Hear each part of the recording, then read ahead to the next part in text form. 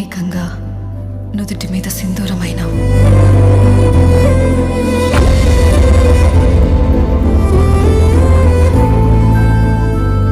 ఈ భారతం మిట్ట మొదలై 12 రోజులైంది.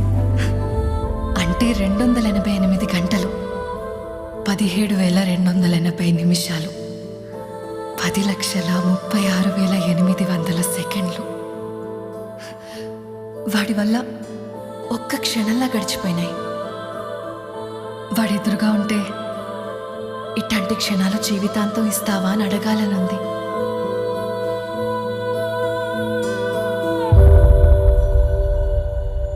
ఏంది, ఇస్తావా